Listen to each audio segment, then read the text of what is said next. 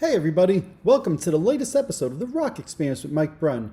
On this episode, I'm excited to have joining me Wolf Hoffmann, guitarist from Accept. We're going to talk all about the new upcoming US tour, as well as reminiscing about some of the good old days. This is a great chat with a great guy. I think you guys are going to really enjoy it. So let's jump in and let's get started.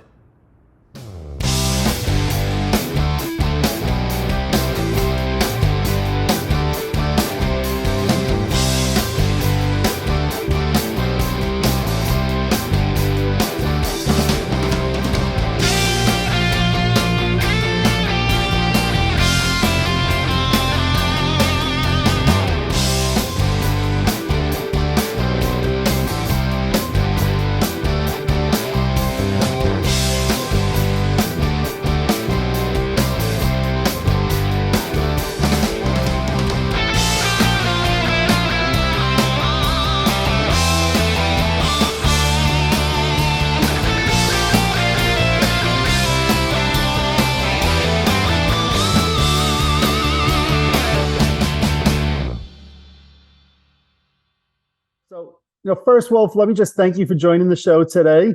I know you guys have been playing a bunch of European shows, I think, for the past month and a half to 2 months or so.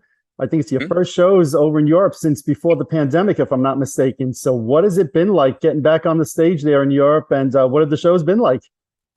They've been fantastic. You can actually definitely feel that the audience is pretty wild, and they were really ready for this whole COVID thing to be over, and for all of us to get together and really enjoy some good old fashioned heavy metal and just get out of the house. You can definitely feel the energy.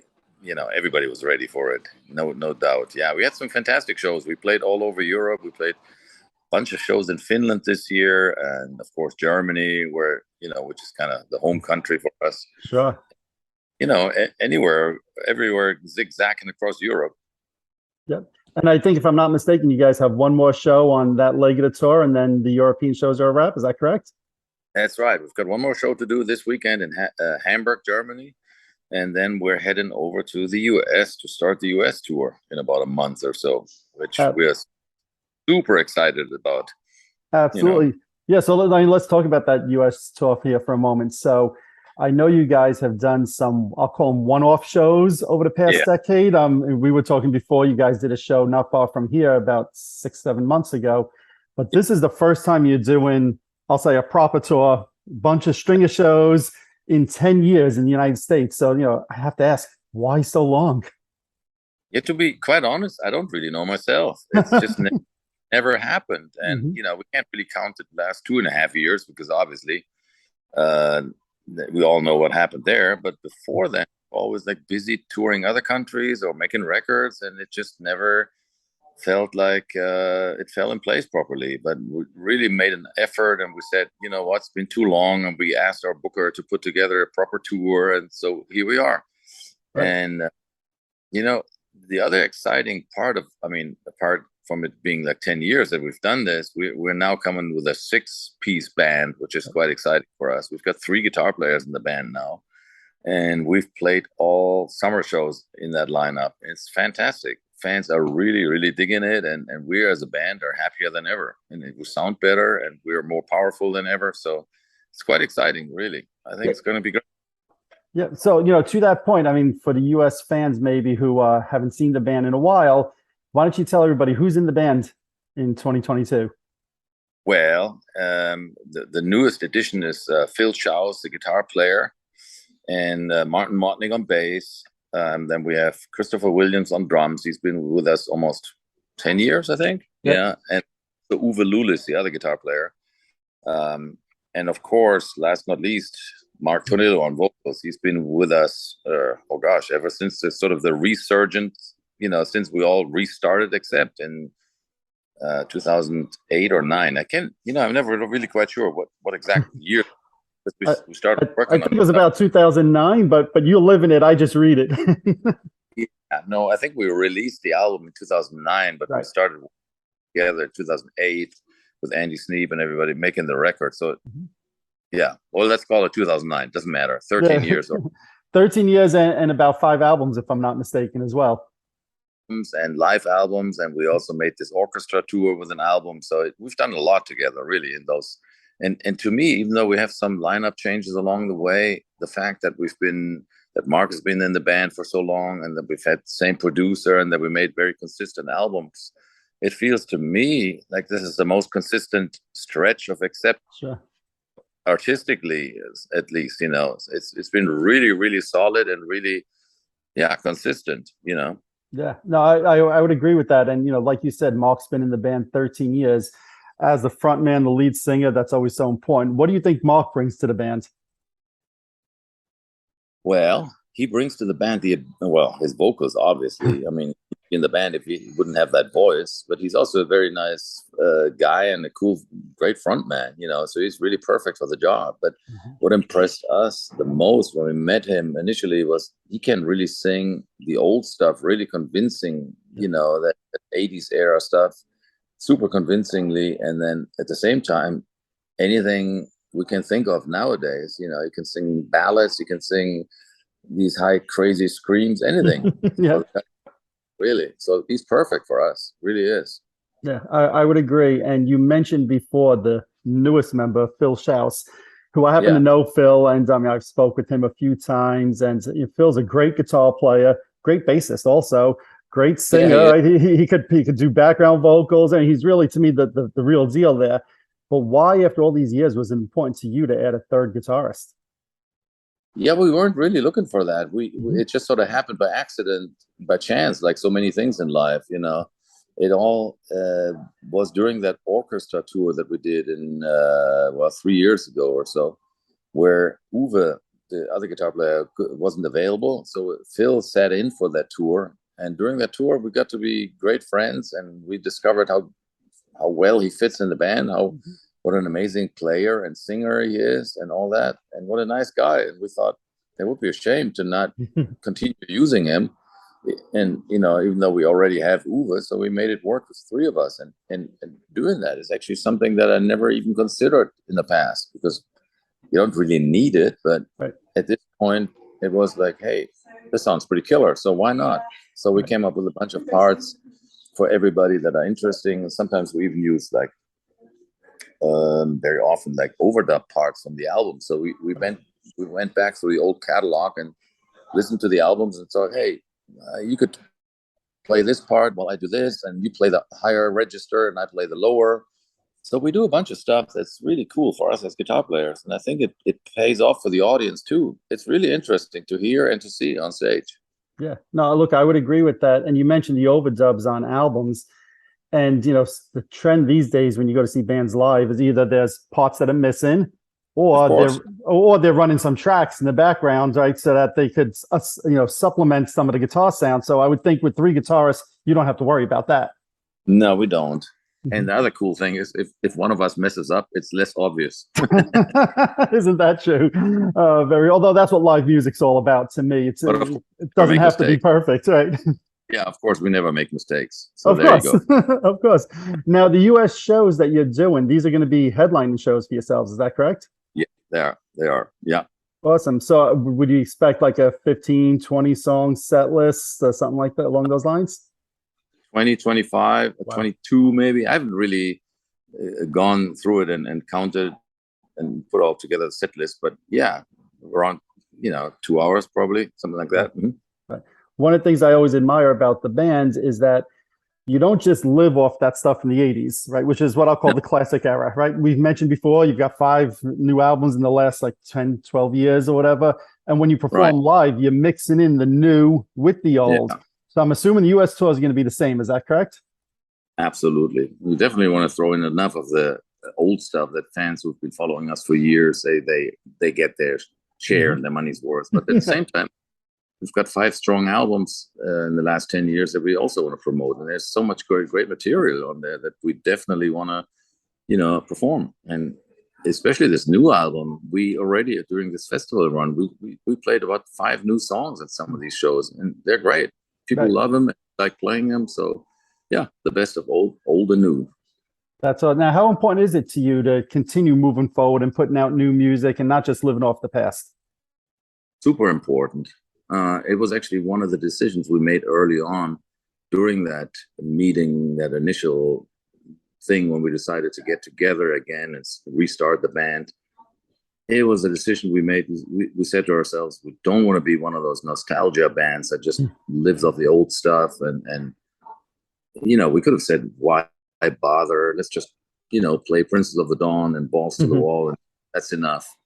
And we could have, but we didn't want to, because we felt we want to be irrelevant and we want to be challenged, and we want to really see if we can still do it and give us and the fans something new to listen to. I mean, because a lot of people said, they can't do it anymore. It's never going to be da-da-da. But we always felt like, well, hell, we did it back then, so why shouldn't we be able to do it now? And sure. My God, it works. If you really try, you can, and it still sounds 100% like Accept. It's just a new sort of chapter of it. Right.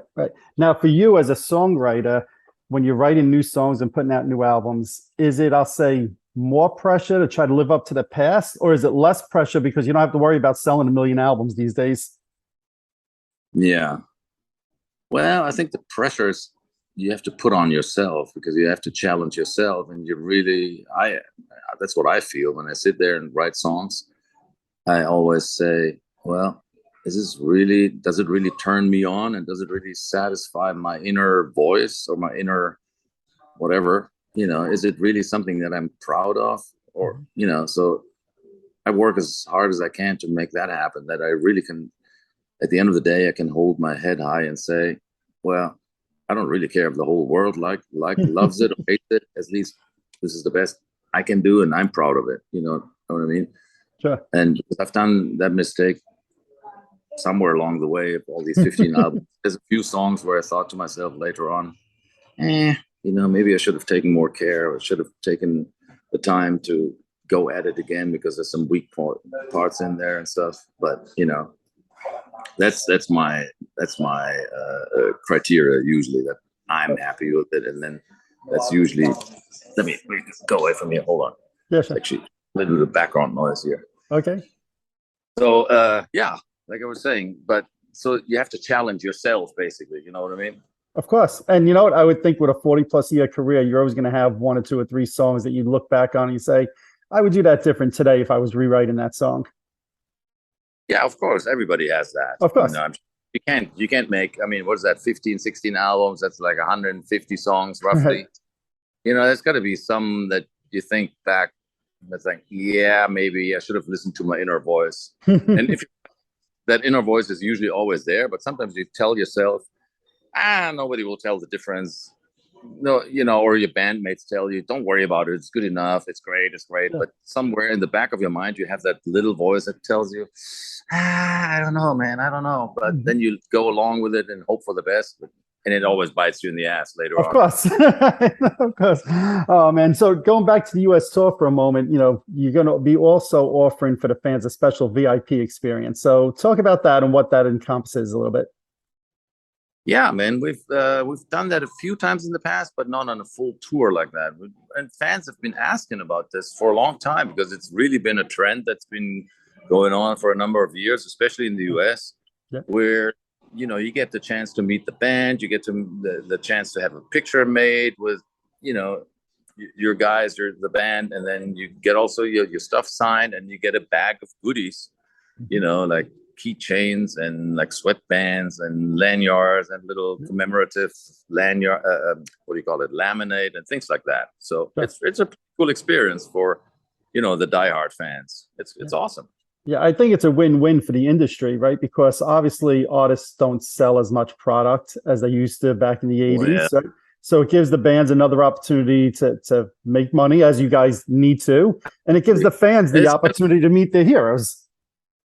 It's true, and it's a little bit of an extension on the merchandise idea, because at the end of the day, most people know if you really want to support your band, you buy a T-shirt or two, and it's that VIP stuff, because it's so hard these days to make any money on album sales and things. So it's really, that's where it's at, and it's kind of it's just a big like a piece of the whole big puzzle in a way, how we.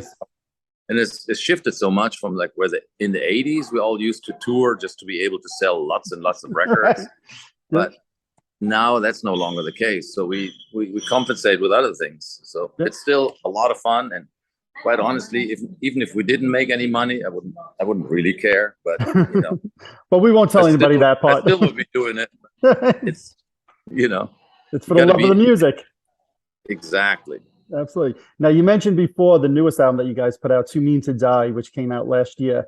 What was that like for you, recording an album during the pandemic and everything that's gone on the last couple of years? It was, for the most part, we did half the album before the pandemic ever started.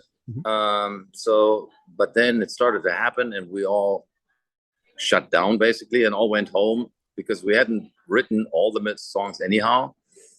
So about halfway through, we all went home and waited for things to get better before we could maybe resume. But things did get better, as we all know. The biggest when we wanted to record the rest of the songs, our producer, Andy Sneap, was locked in England. And we were in America, in Nashville, Tennessee, trying to record the rest of that stuff. So we had to, only chance we had was to get him on board via Zoom, like we are doing right now. Sure. We produced the remainder of the songs, and it was a bit of a challenge technically, mainly because my Wi-Fi connection, broke down a lot. Right. But we made it happen, and it worked out okay. But I wouldn't want to do it like that. I prefer to be in the same room with people, and just get the immediate feedback and the interaction. That's kind of part of the fun, and of course necessary. Of course. Now, to that point, you guys announced, I guess, a few months ago that you've signed a new record contract, and that I guess there'll be new music that's coming out in the future. So any update on that? Yeah, we're currently working on new stuff, as a matter of fact. Not this minute, but of course. I have me in the hotel rooms, and I'm sitting there quite often recording bits and pieces as they come along. And then so the ball is rolling. I don't know when we'll be at the finish line. No idea. I keep saying it's ready when it's ready, but we're working on new material for sure. All right, excellent. I'm sure the fans will keep an eye out for that.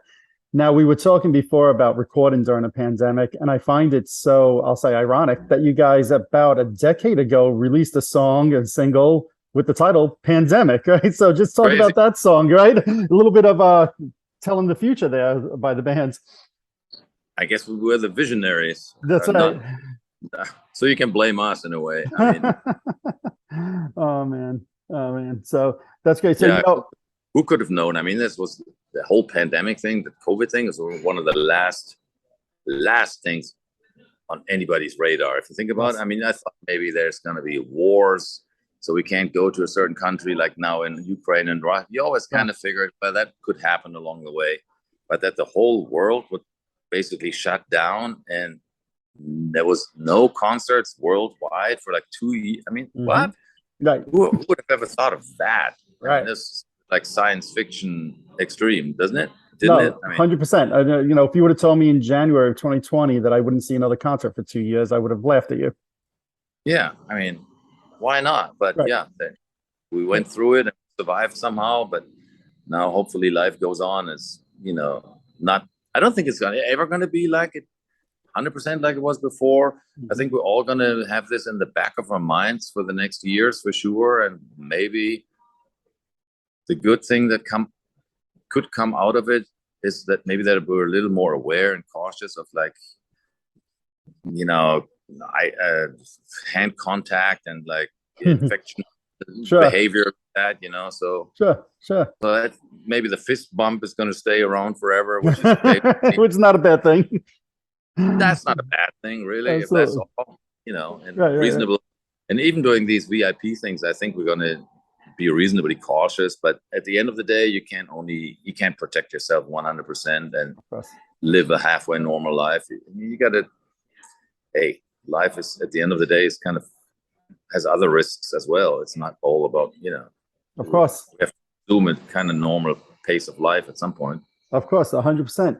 Now, over the years, so many bands has pointed to Accept as an influence, and it really runs the gamut. It could be bands like Motley Crue and Guns N' Roses. It could be, the obvious choices like Metallica. And I know Kirk Hammett in the past has pointed to you as an influence to his guitar playing. when you hear something like that, what does that do for you? What does that mean to you when you hear like such musical icons play? Oh man, what do you think it makes? It makes me feel great. Yeah. It's a huge honor. Obviously, Yeah. of course. I mean, if you would have told me that when I started playing guitar as a little kid or a teenager, that I might influence other guys, I thought, nah, no way. It's just too far. I mean, it's not something that you set out to do, or it sort of happens without you knowing almost, I mean, I was even back, I mean, even these, especially these albums that they keep talking about, the early 80s, Restless and Wild, that's usually the album that everybody refers to. Sure. In those years back, we were all still in Germany, minding our own business, and we had no idea that the rest of the world was paying any attention. Right. So, yeah. But if somebody comes then 20 years later and tells me that, I'm thinking like, what? Oh man, that's great. Now you're also known for playing the Flying V. When did you start playing a Flying V, and what does that guitar mean to you? That I started playing a Flying V in the early 80s because it was kind of a rare thing back then. Yep. Everybody was having a Les Paul or a Strat. Yep.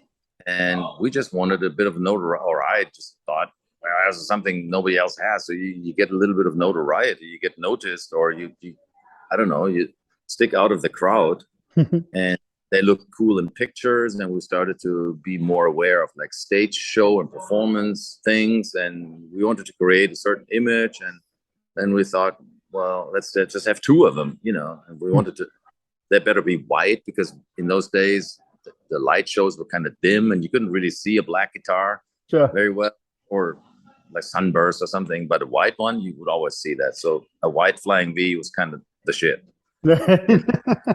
Oh, very cool. Now, the flip side of all of that and the accolades is that, the band never really achieved, I'll say, headline arena status. Yeah. Why do you think that's the case? Well, coming from Germany, it had something to do with it, not being native English speaking guys. And, you were always like the little stepchild of the whole rock family, in a way.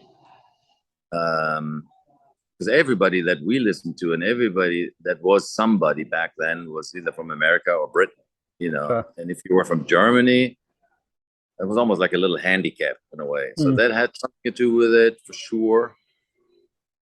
And then we were always a bit out of the mainstream too. Sure. That was the other thing, and you almost needed to really make it huge in the 80s, for instance. You needed to be on radio and MTV and all that. And we've never didn't have the looks, and we didn't like being from Germany. I don't know. We almost felt a bit like that, outcast in a way. Right. Nobody was mistaking you guys for Bon Jovi. No mistake. Certainly not. Right. But now you did get some MTV airplay with the single Balls to the Wall. We did, yeah. We were quite proud of that, actually. But we did land on Beavis and Butthead because of it, too. It's that give and take, I guess, right? Well, we took it as a badge of honor, to be honest. We thought, like, that's pretty cool, to be on that show is, like, funny, but I almost agree. a bad. I agree. Now, the first time I saw the band play live was in March of 1984, Radio City. You guys are opening for Kiss. So what do you remember about those shows with Kiss? And if you remember the Radio City shows? I do remember the Radio City show because it was a very unusual evening, because we played that same night at L'Amour's also. Right. After we opened up for Kiss, we packed up our gear and went over to L'Amour's in Brooklyn, I think it was. I lived about a mile from L'Amour's. Yes, it was in Brooklyn. Yeah, we did a show like 1 a.m. or something, and the house was packed. It was like a sweat box, basically. I remember that night. We'll always remember that. A, because it was so unusual. We never do 2 shows in a day. Sure.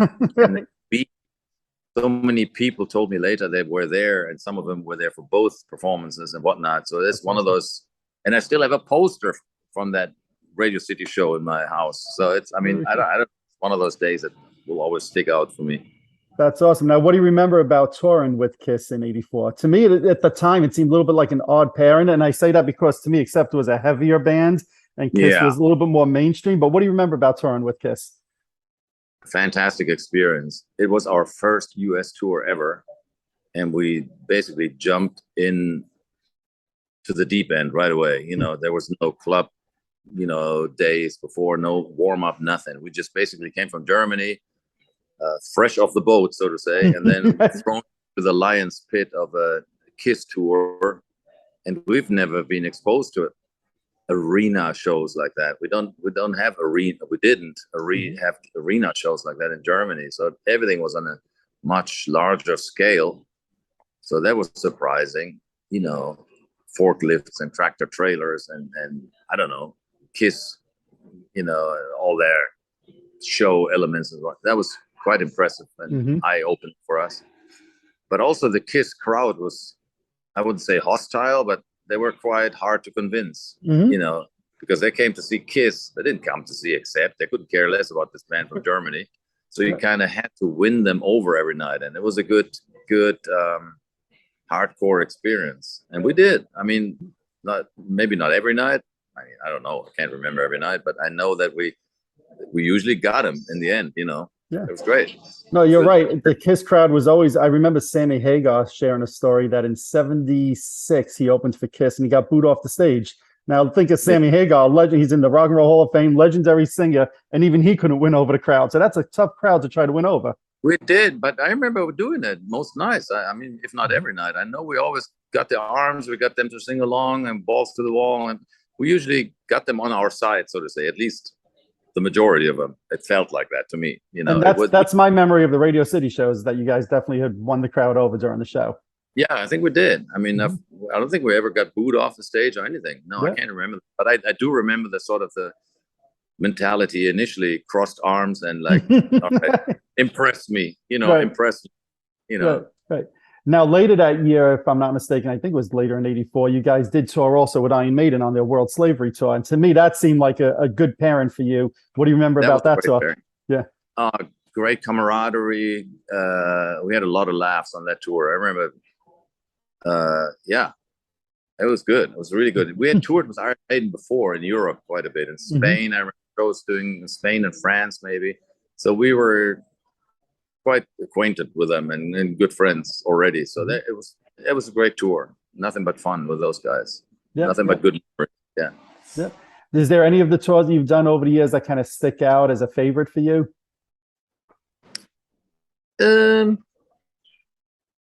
Yeah, I mean, the Kiss tour had a lot of significance because it was the first one, but I think we always got along, and we were known as a sort of low maintenance. You know, we never, you know, back in those days, it was a lot of times the opening act was constantly complaining, not enough lights, not enough sound. So we usually try to have the attitude, let's make the best of it and keep our heads low and get the crowd, you know, do our job properly. And that's I don't know, but yeah, I have great memories of those years, actually. That's awesome. I'm surprised you guys have never done, I'll say, a full proper tour with the Scorpions, figuring that you guys are both from Germany. The two bands that come to mind to me first when I think of Germany. Why hasn't that ever happened? We should have, and we always wanted to, but I think Scorpions management never figured it to be a good idea or something. The guys themselves, I mean, we adore the Scorpions. I love the guys. I think they're not my musical heroes, but in every other respect, I'd say hats off to the Scorpions. I mean, they've done it. They opened it. They were the first band out of Germany, and they're still out there rocking their asses off. So hats off to them and deepest respects. And I wish we could have done something together, but it wasn't meant to be. We always wanted to, but I don't think it will ever happen. I think there's somewhere on their camp, there's somebody who blocks that off for whatever reason. I don't know. I don't honestly care anymore, but I've often wondered along the way why we like you two bands from Germany. It just makes sense. It makes sense. Yeah, totally. Totally. Now in the late 90s, early 2000s, you actually left the music industry, right? Do you ever envision a time where you would say, hey, you know what, we're all getting up there in age, I'm going to go on a farewell tour, I'm going to put the music behind, or do you think that you'll be doing this until you're 120 years old? Yeah, I want to die on. I want to die. It was like 99 years old. I'm going to jump off the drum riser. Oh no! Have a heart attack midair. Oh, don't say that. That's my favorite scenario, and the flying V is going to come down crashing on. Oh man, that's great. Work on that. That is great. So, what's the plans for the band after the U.S. tour? Songwriting and a European tour in January. Yeah. Oh, okay. Okay, so we're busy the next few months, and somewhere along the way we got to continue with songwriting for sure. Mm-hmm. The next album's knocking on the door. Thank you for your time today. It's a pleasure. We'll look for you in America coming up in a few weeks, and best of luck on the tour. Can't wait, guys. Awesome. See you all there. Yes. Thank you very much for your time today, Wolf. Metal. Yeah. All right. Later. Bye-bye. All righty. There you have it. I'd like to thank Wolf once again for joining me from the European tour that Accept is currently on right now. It was great to hear all about the plans for the upcoming US tour, as well as some of their plans for recording new music, and reminiscing about some of the good old days. Thanks so much, Wolf. If you're watching this on YouTube, hit that subscribe button below. If you're listening to one of my podcasts, subscribe over there as well. Also, head on over to Facebook and follow my page, The Rock Experience with Mike Brunn, where each and every day we talk about all the rock and roll music that you love. You could also follow me on Instagram and Twitter as well. That's it for this episode. Thanks for watching. Thanks for listening. See you all next time.